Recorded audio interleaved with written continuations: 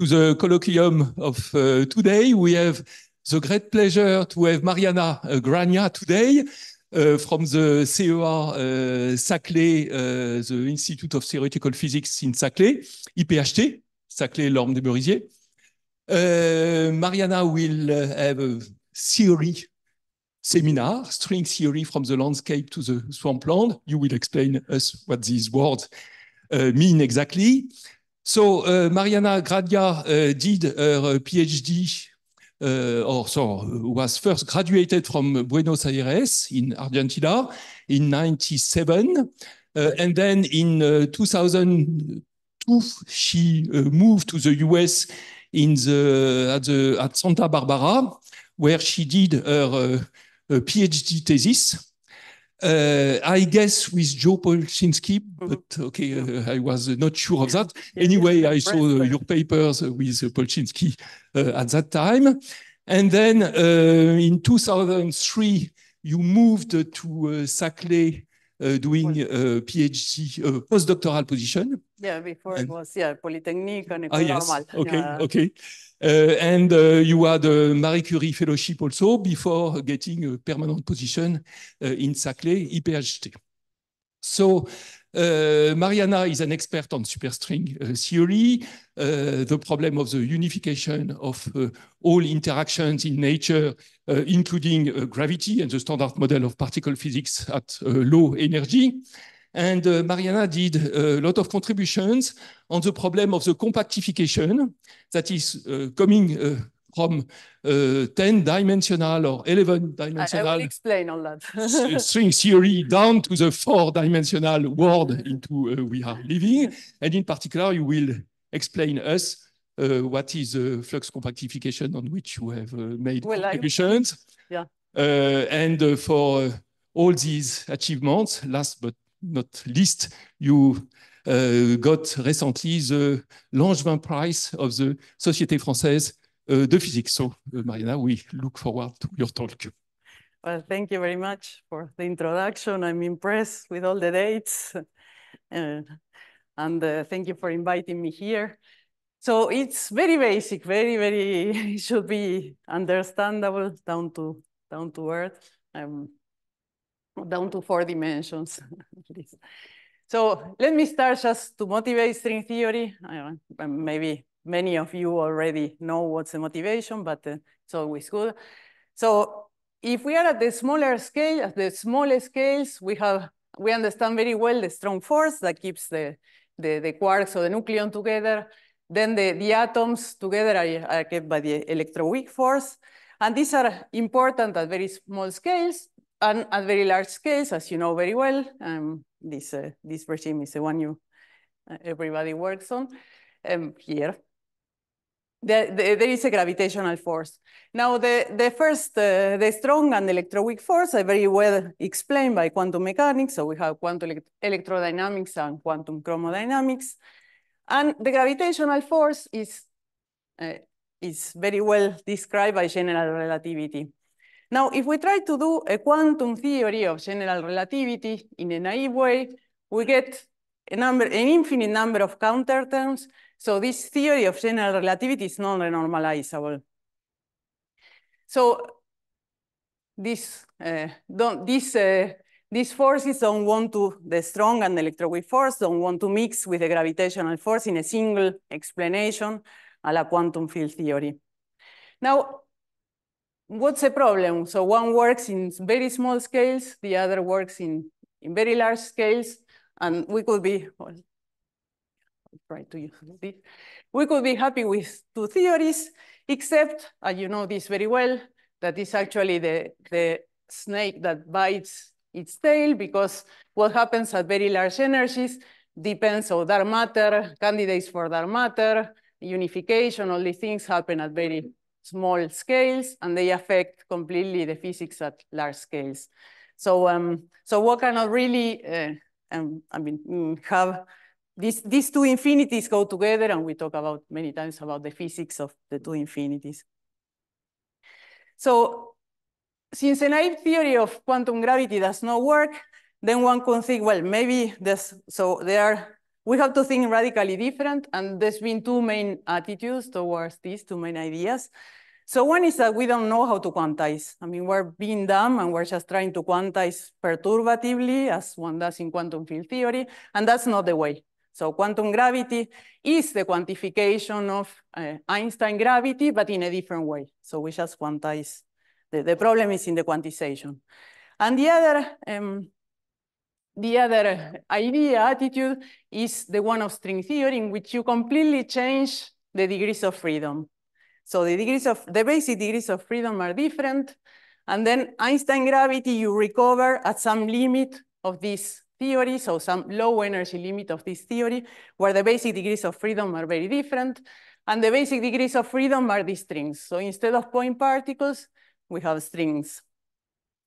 And the fact that they are one-dimensional objects changes everything. So for example, this vertex operator now gets, so everything is strings and gets exchanged with this Pants diagram. And already you see that the singular point in space-time, now it's sort of diluted. And that's a very basic and intuitive idea of why the infinities that appear, that appear in trying to quantize gravity naively, they don't appear here. Of course, that's there's much more than this clearly, but already you can see there that things work very differently. So now if we go back, now everything is string. Quarks are strings, electrons are strings, the gluons are strings, the graviton is a string. So they're all strings. But there's actually, if this was a typical scale of the quark, the typical scale of the string, which is called L string, is many, many orders of magnitude below the scale. And it can be as small as the Planck scale, which is 3 orders of magnitude. So we don't know what this is because we haven't observed strings and we haven't observed, there's no experimental evidence for strings. But so this is a scale that is much smaller than the scales probe, and it could be as small as the Planck scale. So strings are so small that we cannot observe them directly. But of course, the fact that they are strings and not point particles changes a lot of the things we expect. So string theory, I think, is a remarkable theory of quantum gravity. It's calculable. In principle, you can calculate all scattering amplitudes that you want. It's just that it can become technically hard, but you can compute them in principle. In the spectrum, it contains a graviton, it contains gauge fields, it has fermions, it has scalars, so it has all the things that we know and like, and I will say a bit more about this. There was a first superstring revolution in '85, and it's to show that there are no anomalies. So the theory is consistent at the quantum level. Now, there's a price to pay for that. There are no anomalies if there are 10 space-time dimensions. So string theory says that we live in 10 space-time dimensions. So the idea is, sorry? Anomaly, it's a problem with the quantum theory. So a theory can be well at the classical level, but if you try to quantize it, then you get, yeah. There's a problem. Yeah, well, let's just say it like that. So there are 10 space-time dimensions, and the way we understand this is that we live in this 3+1 of space-time, which are extended, and the 6 extra dimensions are what we call compactified. So they are a small manifold. In the case here, I drew a circle, which is very small, and we haven't observed it yet. But the idea is at every point in our 3+1 dimensional space, there is 6, or if you think of 1 extra dimension, there is a circle at every point. But we're so large, we are large as this chameleon, so we don't see them. But if we were a tiny ant or a string, then you see these extra dimensions. And these extra dimensions, so the scale, it's typically the regimes that we know how to study are the regimes where there are some orders of magnitude between this scale and the string scale. Though we will see that, I'll say a bit more about that. So, so the second, okay, so this is very nice, but this is very nice. There's a price to pay, but we understand this, and we'll see that this gives a lot of richness to the theory. So the second superstring revolution, which was 10 years later, and came with the discovery of D-branes, which was done by Kolchinsky, is that all these different string theories, what we saw that were different, what we thought they were different string theories, they're actually all connected by dualities. So they're actually different ways of seeing the same thing. So for example, this T-duality that connects these two or connects these two, it says that if you compactify the theory, so we talk about compactify, means you say what are these compact extra dimensions. So if you have an extra dimension, which is a circle, then this is of radius r. This is exactly analogous to a circle of radius 1 over r in string units, so L string squared over r. So if you have a circle, if you have an extra dimensions of a very large radius, this is the same, actually, there's a dual description of the theory of a circle that is very small. It's much smaller than the string scale. So this is a remarkable thing that doesn't happen for point particles. And the point of the existence of this duality is because there are strings that can wind along these internal directions. And in this duality, they get mapped to strings that have momentum in this direction. So all these theories are actually connected by dualities.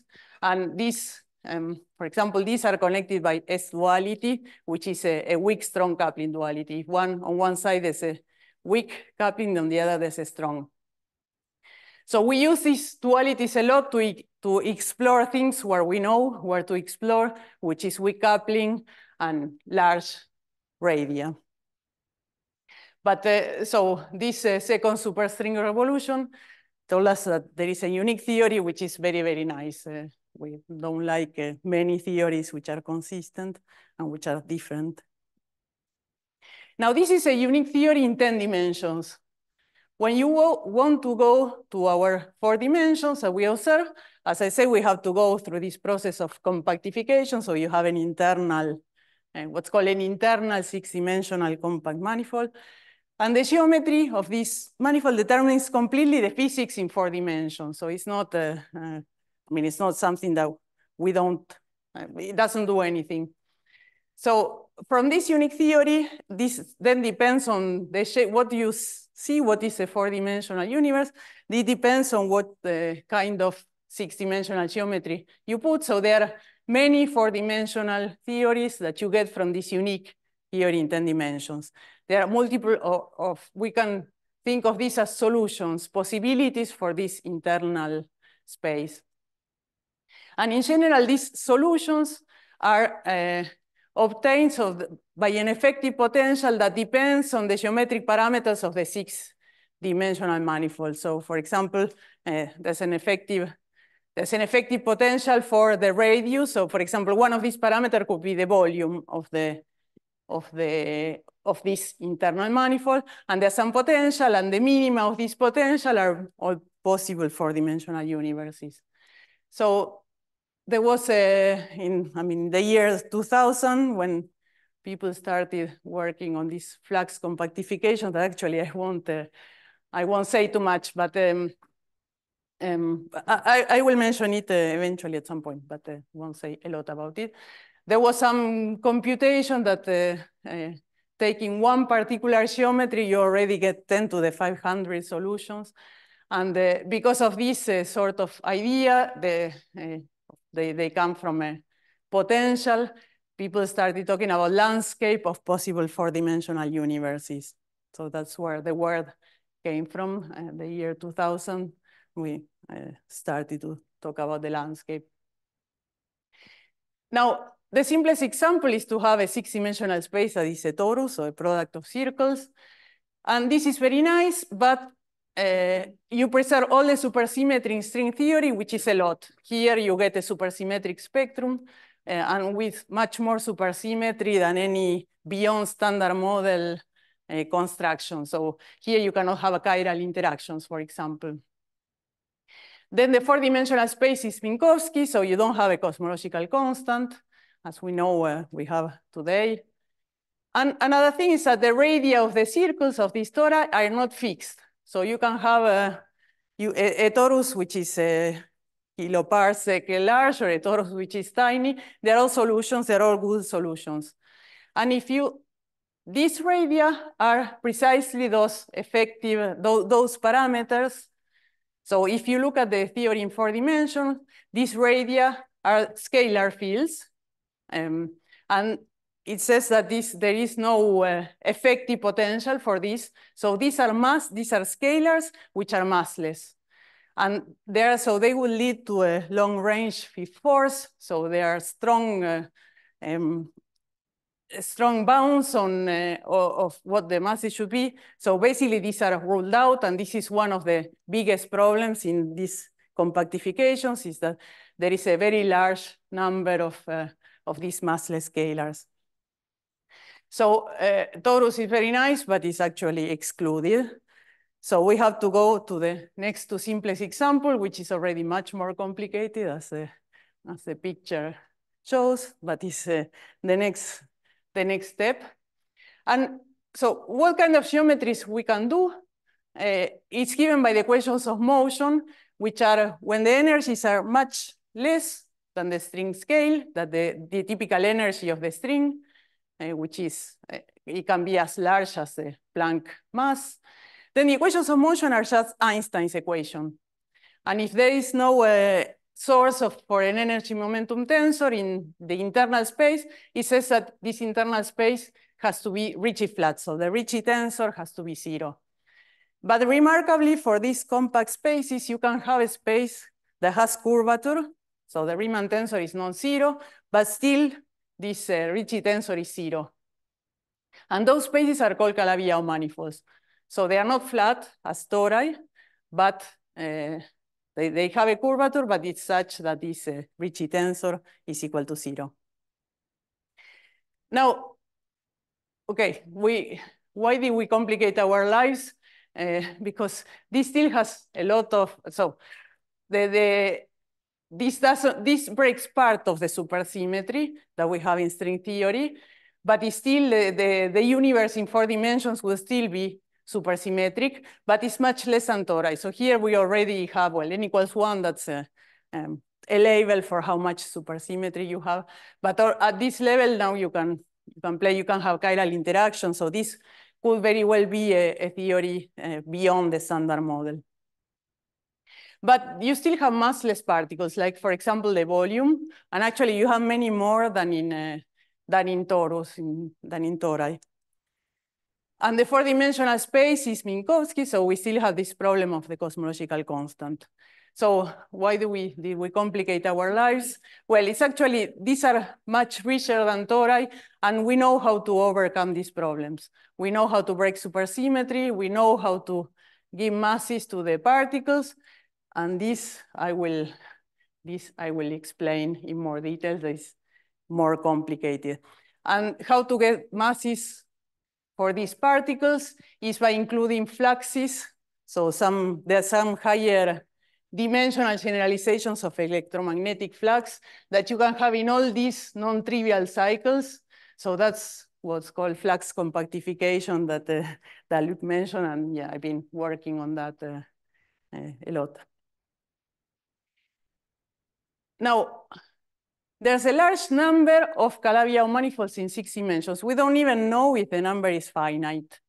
We expect from physics there's a finite number.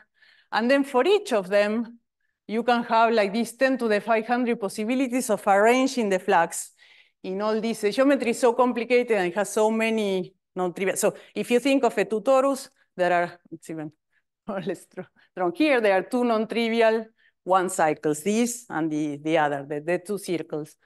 Here is very complicated. You have lots of cycles. The volume of each of these cycles gives rise to a massless particle, and you can put fluxes in all sorts of ways. So that's where these 10 to the 500 possibilities appear. So again, this is what gave rise to the name of landscape of possible four-dimensional universes. Now, yeah, so yeah, sorry, I wasn't thinking introducing that. So it's like an electromagnetic flux. I mean, if you have a charged particle, you have an electric flux.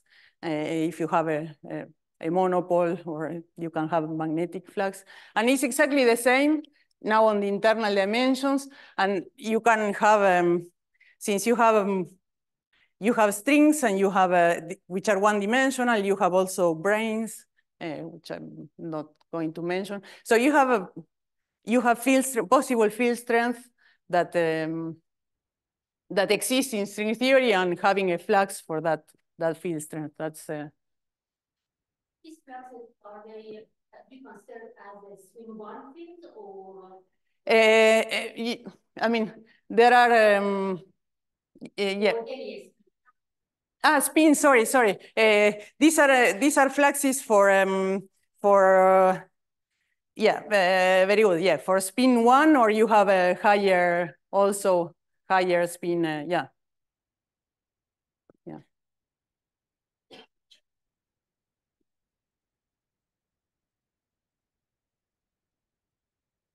Okay, but now is this construction of the string theory landscape valid? And actually, it's obtained. So it's partly obtained what's called top-down. So starting from 10 dimensions, you compactify on these Calabi-Yau spaces. And then the rest is bottom-up. So you require that in the four-dimensional universe, you have the standard model of particles and a positive cosmological constant. So four-dimensional de Sitter space. So here I won't talk about inflation. I'm talking about the current phase of accelerated expansion. Inflation, I mean, I would say more, but about this, you know. So now the standard model of particles is actually not so hard to get in terms of the spectrum. So quarks, leptons, that's not so hard to get. There's always some extension, but it's not hard to get. And now there are so many that they are found using machine learning. So in the origins, we thought there would be one coming out of a particular Calabi-Yau space. And now we see that there are tons of them. But one can, I mean, we're not at the step where one can compute the masses, for example, of these particles. And this is a next step that, yeah, I don't know, maybe a year or two. I don't do machine learning, so I cannot say really. I mean, these are the estimates of some people.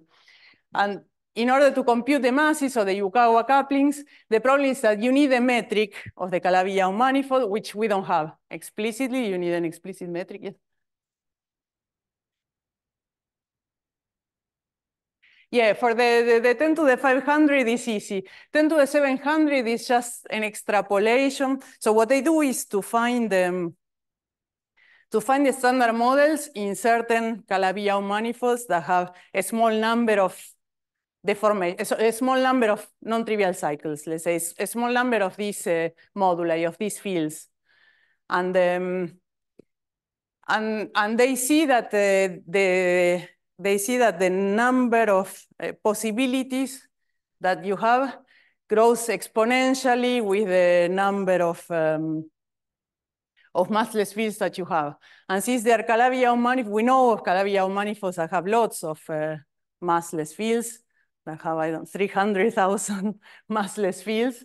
Then from extrapolation, they get this. But it's not, yeah. This is an estimate. The other 10 to the 500 is simpler. It's just the combinatorics of getting.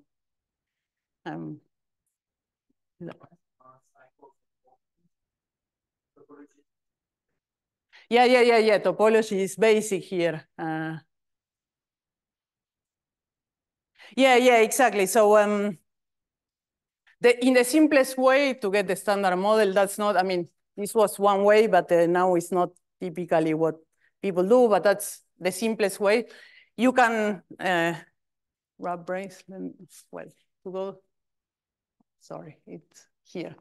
So actually I do it. So one way to get SU3 times SU2 is to wrap brains, for example, 3 like this, 2 in another cycle, and they intersect, and that's an easy way to get SU3 times SU2 times U1, for example.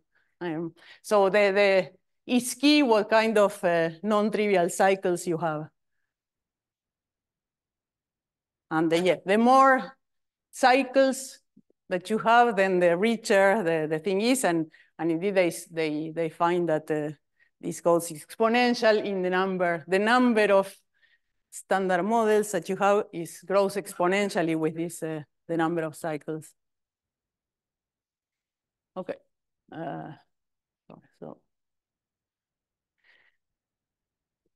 Okay, so now, but we have to see, I mean, we have to see if these have the masses of the standard model.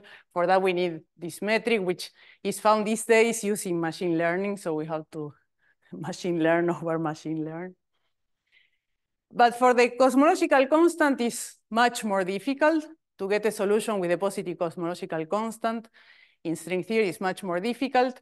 In 2003, when they, I mean, immediately as we saw how to give masses to these scalars, Kachrukalos, Lindy, and Trivedi, that I will refer to as KKLT, they found that for all these possibilities, there's a way to what's called uplift the cosmological constant. There's a way to get the Sitter solutions and with a small cosmological constant. So this was a big revolution.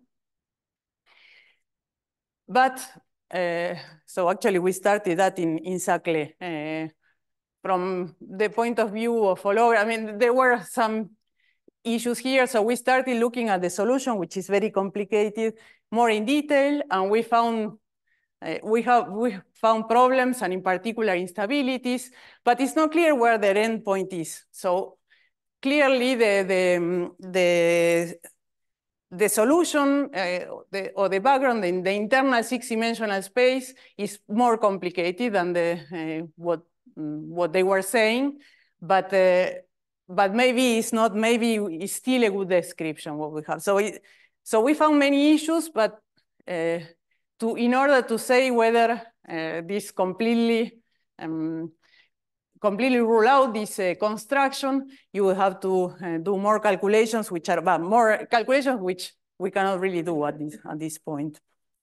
So we found these many instabilities. So there's a question whether this construction is valid, but there's also no, 20 years later, there's also, it hasn't been really shown that it doesn't work, that's not, and since, so this is 20 years, so in 20 years we have done nothing, well, more or less. They were fine, many other solutions were fine, but I think they're far less solid, and not that many. They're never generic solutions like this. So yeah, I won't even, so for me. In the sense that you really, you don't expect them, if you take into account the quantum corrections, you really don't expect this to be a valid solution. The quantum corrections are as large as the classical thing. So you cannot do a classical, or they have other problems. If one looks, they have instabilities which are much more obvious, and their endpoint is. So now the problem of this bottom up is, the question is, are we really still in the landscape? Or did we fall into the swampland? So here come the words landscape. So landscape, string theory I explain, or very basically landscape I explain. So what is a swampland? So the idea is, so this is a graph that is very different than the one I showed before. It's not an effective potential, but if we look at the space of theories that we have are low energies. So quantum chromodynamics, quantum electrodynamics. Then there are a set of them, which are only a set of them, which are consistent with quantum gravity. So if you can go up in energies and you end up in string theory maybe, or these are supposed to be these swampland conjectures that we'll talk about, they're supposed to be more general, even if string theory is not our description of quantum gravity, because they are black holes. Well, I will get into the details. But there are all these theories which are not consistent with quantum gravity, which from the point of view of the effective theory, they are perfectly fine, but they are not consistent with quantum gravity. So one example is supersymmetry with a lot of supersymmetry, SU 30, for example.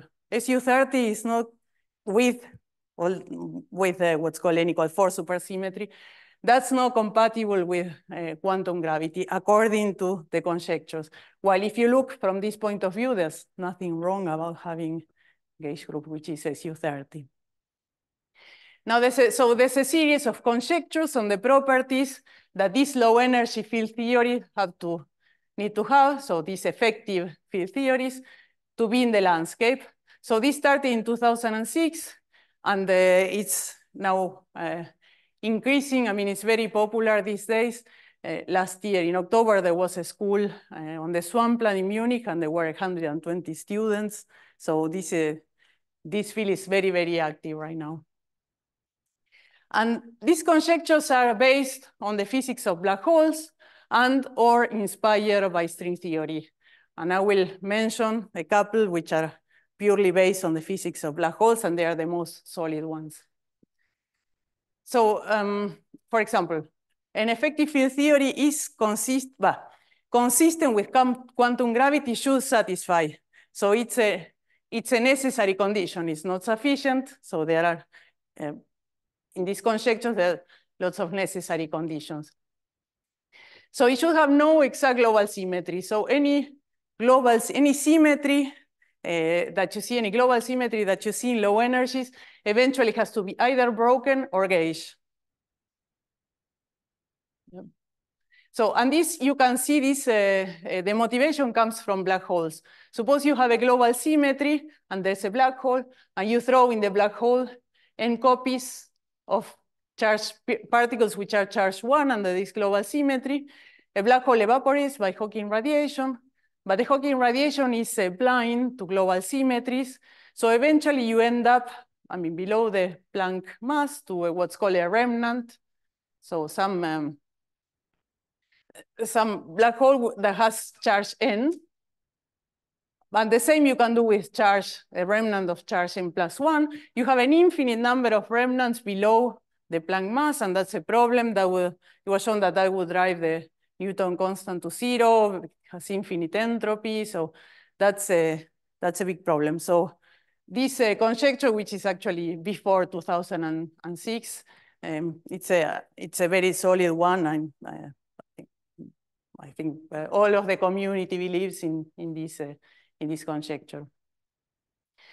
There's another one which is a weak gravity conjecture, and it says that there's a particle for which gravity, there should always be a particle for which gravity is weaker than the gauge force. So in appropriate units, so let me just do this schematically, the mass is less than the charge. So gravity is weaker than the gauge force. And again, this comes from the physics of black holes.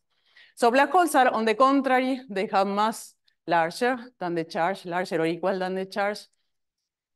And suppose the extremal black holes are those whose mass is equal to the charge. So suppose you start with a extremal black hole, and now there's Hawking radiation, and there are pairs in this Hawking radiation. If this black hole is charged, the negative charge will go into the black hole, while the positive charge will escape. Now, if all the particles have mass larger than the charge, then this black hole will decrease the mass more than it decreases the charge. So you will end up with a black hole whose mass is less than its charge. And those black holes, they shouldn't be there. They're called super extremal, and they have an X singularity, so they should not be there. So if you don't have this particle with mass less than the charge, then these extremal black holes cannot decay, and you have all these remnants again of extremal black holes. So those are very well motivated and tested in a lot of string theory examples, and so community really believes in it. And there's a distance conjecture, but let me not talk about that for the sake of time. So these swamplets are conjectures based on the physics of black holes and or inspired by string theory. And some are on very firm footing, like these no global symmetries or the weak gravity conjecture, and some are more speculative one. So here is the most speculative one, which is the de Sitter swampland conjecture that says that the Sitter space is in the swampland, period. So I will explain what the conjecture is well, let me explain what the conjecture is. So the effective field theories, though, again, effective field theories have a number of scalar fields. For example, the volume of the internal manifold is a scalar field, and there's a potential for the scalar field. Now, if you don't do anything, so if you do a compactification on a torus with no extra ingredients or with no fluxes, for example, then there is no potential. This is what I showed at the beginning. So any volume is good. This is a massless scalar field with no potential. And that's, if you don't do anything, that's what you have. This is not good. Now you can add fluxes, and the simplest, for example, is the solution ADS5 times S5. You add a flux on this, so it's a 5-form flux, so spin larger than, as a field is spin 4. And well, no, I shouldn't say spin 4 because this is on the internal manifold. Yeah, it's spin in the 10-dimensional sense. So one simple thing that one can do is in this S5 add this flux, which can completely wraps the S5, and then what you get is the 5-dimensional space is empty de Sitter. So this flux creates a potential for the volume of the, here in this case it's a 5-dimensional manifold, a potential for the volume of the sphere, and there's a minimum of this potential, and the potential at the minimum is negative. So this is an anti-de Sitter solution. The cosmological constant, which is the potential at the minimum, is negative. So we know how to do, this is easy. To get anti-de Sitter solution in string theory is easy. And holography is based, IPhT is based on this solution. Now the problem is getting the Sitter solution. That's much more complicated, getting a potential like this. So first, we believe that the Sitter solution should be at most metastable, because there's always the potential. There are non-perturbative effects, and there's always, the potential always goes like this. Whatever ingredients you put on the internal manifold, let's say energetically, it will eventually be favorable to just to what's called decompactify, just to make it very large so that to dilute the energy that you put. So this tail is, one can understand intuitively. So at most, if there's a minimum, it's metastable. So there's some tunneling effect in which this eventually goes, there's a runaway to infinity. And now what the Sitter swampland conjecture from 2018 says that the potentials which could a priori be in the landscape, they have to satisfy either this gradient of the potential in absolute value has to be larger than the potential itself, by some constant, which is order 1 in Planck units, or the minimum of the second derivative of the potential has to be less or equal than some constant and the potential. So let's see. So for example, here we have two extrema of the potential. So in these two places, the gradient of the potential is 0 and the potential is positive. So they don't satisfy this. So this is 0 while the potential is positive. Now, they are different because this is unstable while this is stable locally, I mean, at least at the classical level. So this one here is so the minimum of the potential. So here is saying that this mass, so the second derivative of this, is larger, is of the order or smaller than the potential itself. So this is fine, as long as it's sufficiently unstable. So, I mean, extreme of the potential like this are okay, but something like this cannot happen. This is stable, and so that's ruled out by the de Sitter-Swampland conjecture. So metastable de Sitter vacua are in the swampland. This is what this conjecture says. And if so, then dark energy comes from quintessence fields. But well, quintessence are also quintessence models are also difficult to get from string theory. So that's not really, I mean, a simple way out of this. So now we are in this dichotomy of 10 to the 500 difference between, so on one hand, we have this 10 to the 500 de Sitter vacua of KKLT in 2003. And on the other hand, we have this conjecture that there is no de Sitter vacua in string theory or in quantum gravity in general. But now, this is a complicated construction that is part top-down and part bottom-up. So blue is 4 dimensions, and this color, I'm not sure what it is 10. Because it uses, in particular, non-perturbative ingredients and things which you can only do in the effective theory. And it's demonstrated to have instabilities, but the thing is so complicated that it's not clear what the endpoints are. And there are other problems, but there's always a way around, oh, okay, maybe this is not like this, but it's like that. So, I mean, the status of this is not clear. And then on the other hand, we have this very speculative conjecture. No, yes. This is the people that Oguri, Obied Oguri, Spolain, Spodine, Cambafa. These are the people, yeah, in the de Sitter-Swampland conjecture, and these are the people in this construction. And this is a very speculative conjecture. So the motivation is very hard to get it in string theory. Let me throw this conjecture. That was the original thing. Then they found some relation to other conjectures, but it's really very, very weak. So I think this is a speculative conjecture. And actually, if you ask a little bit more, there's a more well-motivated conjecture that I can show later in the questions. But yeah, this is very speculative. Now, this came from construction in Stanford, so west of the US. And BAFA is in Boston, so it's east of the US. But let's not be so US-centered. And let's take the O of Oguri. So Oguri is in Japan. So where do we stand? I have a completely unbiased and objective answer to that. And the answer is this. So that's where we stand today. I mean, a bit in between. So again, there's a better conjecture here.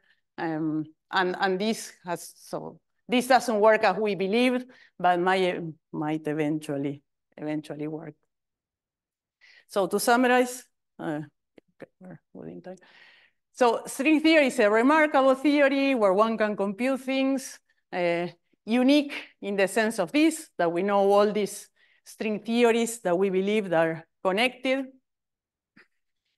And it's unique in 10 dimensions, but it leads to many 4-dimensional effective theories, depending on what you do in these extra 6-dimensional extra dimensions. So you get a landscape of possible 4-dimensional universes. And the mostly explored is this landscape of Calabi-Yau compactifications, so Calabi-Yau manifolds, which are a nice way, but it's the second simplest thing that one can do. And also in these corners here, type 2B heterotic, these are just some of the corners that one can explore easily. So one can get in the spectrum of the standard model in many ways. The Yukawa coupling, so the masses are still to be computed. So, I mean, hopefully there are so many ways that I'm sure there will be some way to accommodate the masses of the standard model. There are always extensions, but I mean, it can be as the mass of the supersymmetric partners can probably be as large. But no cosmological constant in this construction. So if you want a positive cosmological constant, you have to work hard. And all seems to indicate if there are de Sitter vacua in string theory, is in this region, which is much harder to study because it's in the intrinsically quantum region. So where the quantum corrections, you cannot ignore the quantum corrections, and things are harder to compute. So that's what I mean. That's what I believe, that the Sitter vacua are there, but they are not. They're more complicated to get. So actually, I mean, there's a lot done here, but this is actually, I think the string landscape is mostly unexplored. So one could go beyond Calabi-Yau manifolds, and we know that for more generic Calabi-Yau is a very special solution. Once you turn on fluxes, you don't expect to be Calabi-Yau, except if they, because they have an energy momentum tensor, so you don't expect to have Ricci flat spaces, except in a very particular arrangement. The problem is that we have very few constructions of manifolds which are not Calabi-Yau, while here, there's an algebraic way of constructing them, and we have lots, and maybe infinite number, hopefully not, but there are lots that we know. And one could either go beyond geometry, because some sort of manifold like this, solution like this, is perfectly fine from string theory. So it's a kind of torus, but when you go around this cycle, you don't come back to the same thing, but you come back up to a T-duality. So you come back, so if you started with radius R, you go back to a circle of radius, this 1 over R, let's say in string units. That's perfectly fine because these two things are dual from the point of view of this T-duality. But it's just that there is no geometric description, and it's much harder to deal with these kind of things. So these are called defaults because of this T-duality. So I think there's a beautiful and still largely unexplored landscape there to accommodate for the Sitter vacua in the current expansion, and also inflation, which suffers from these problems also. The correction, where you can get inflation, the corrections are not negligible, so that's also hard to get, or to compute how to get that from string theory. Okay, thank you.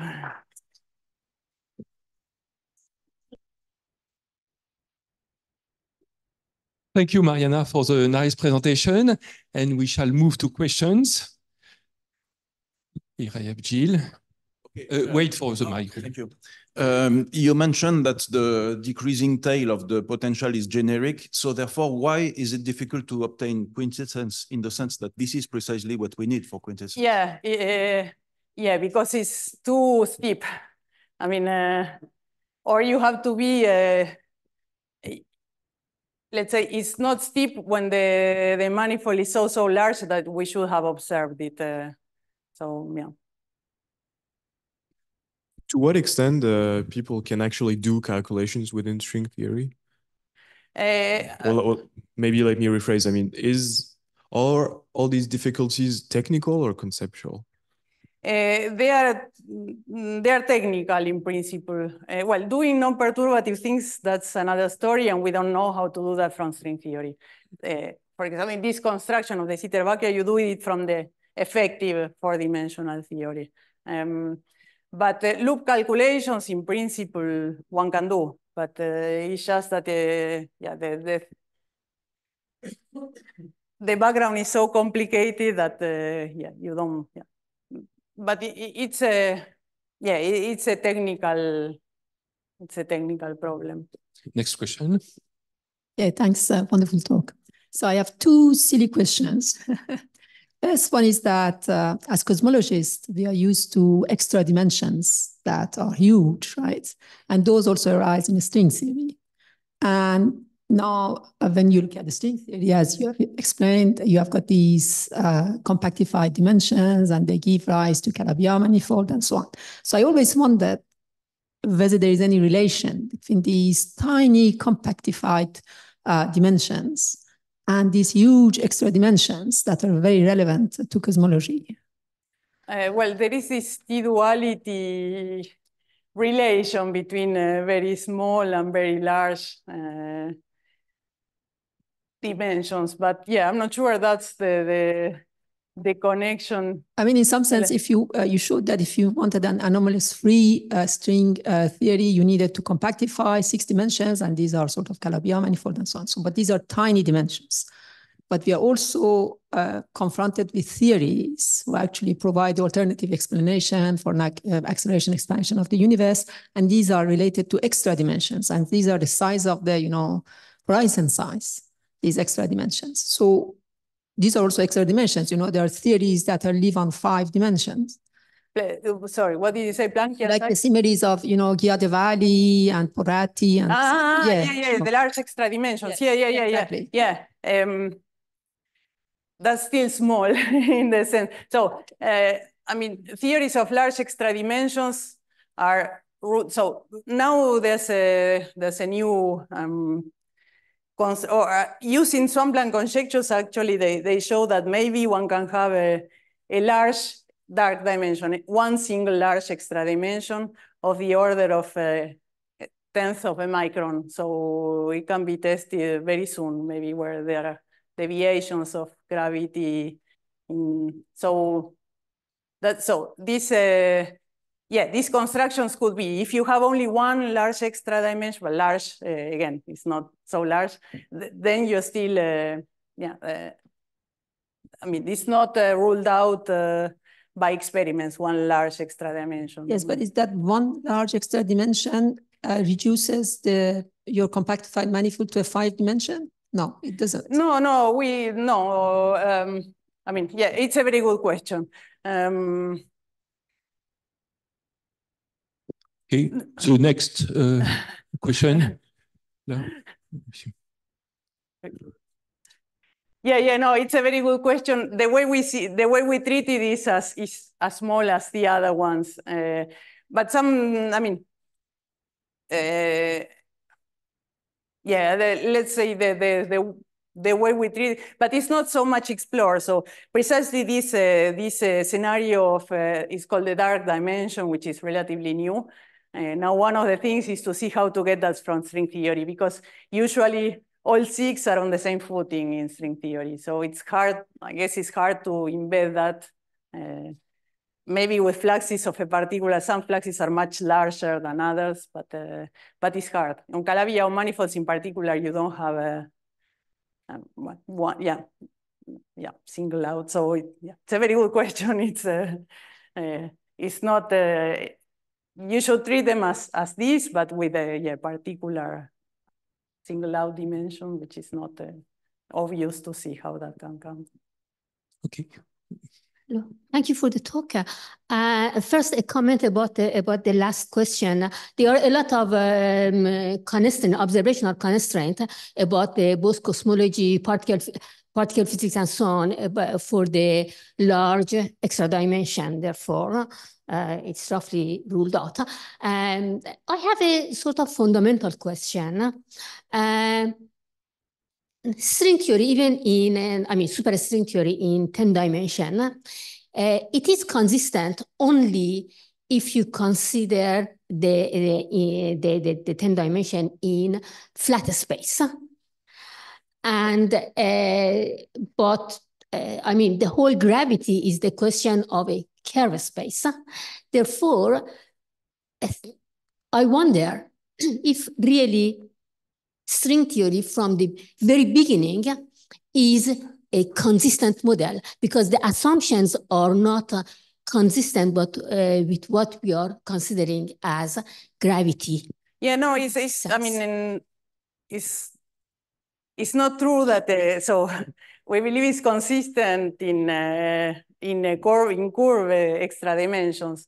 Just that the calculations, the quantization usually use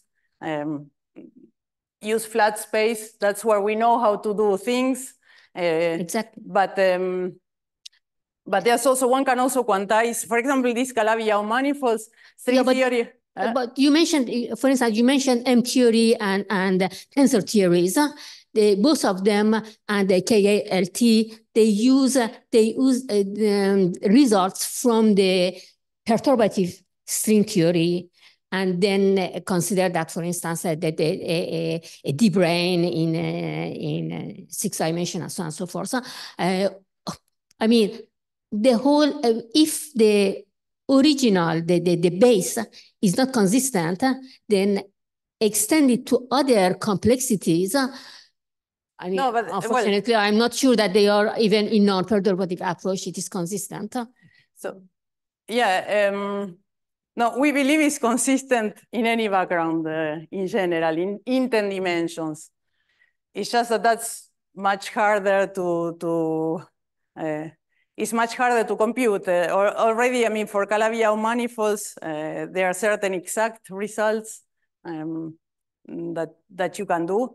But in general, you do expansions, expansions around flat space, and you can do for a small curvature. Then you can do an expansion in small curvature compared to the string scale. And that you can do, and then you can show consistency. And actually, the equations of motion that you get, that's how you see Einstein gravity, in a sense, as you do an expansion for small curvature, and then you get that when the curvature is, the radius of curvature is smaller than it's much larger than the typical string scale, then you get an effective theory that looks like Einstein gravity and the gauge theories and everything. But the idea is that it's consistent in any background. It's just that there are certain things that cannot be done in generic backgrounds. Calculate.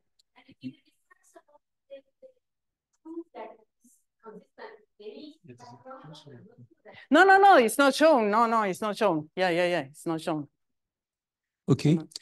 So when you say that the de Sitter solution is in the swampland, I would rather say that de Sitter solution is a solution of general relativity. So general relativity is an effective field theory which does not admit completion in the high energy, in the UV. So I would just say that general relativity is in the swampland, isn't it? No, rather than the solution of a theory. I mean, yeah, it's a that's so there was some German journal that said that Buffa predicts that our universe doesn't exist or is in the swampland. I don't believe in that conjecture, and as I said, there's a better conjecture which is called this trans-Planckian censorship conjecture that says that sub-Planckian fluctuations should remain quantum. They cannot be larger than the Hubble scale, and then you can get metastable de Sitter under this still under this assumption. Is that it should not be very long-lived. So our universe, even if it's de Sitter, it's fine with this conjecture. That's a much better motivated conjecture that one can believe. No, the de Sitter, I mean, the de Sitter swampland conjecture said, okay, then dark energy comes from quintessence field, but that's not easy to get either. So no, and of course we won't say that general relativity is in this one. Thank you very much. So still the last question, maybe.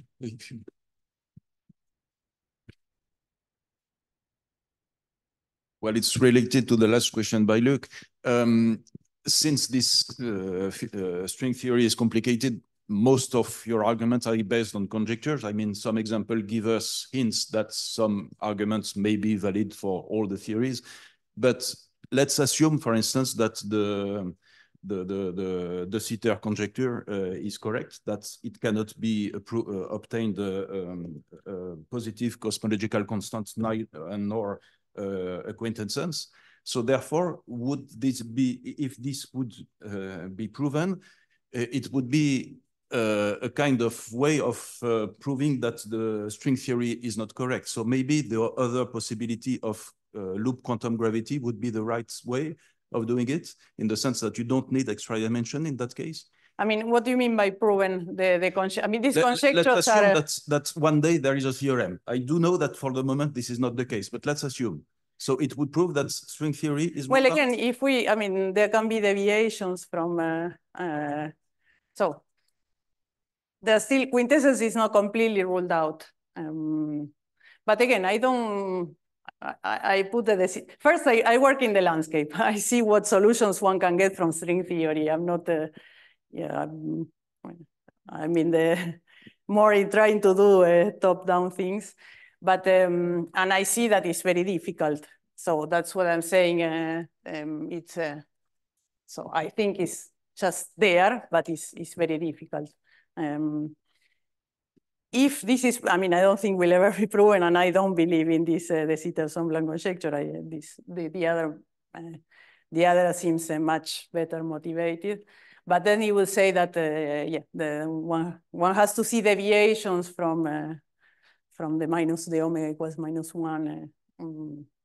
That not the what's the name, the pressure over rho equals -1. So deviations from dark energy, that would be but yeah, if these deviations, I mean, probably in the near future, we'll get much more precise on that, and one don't really, I mean, again, yeah.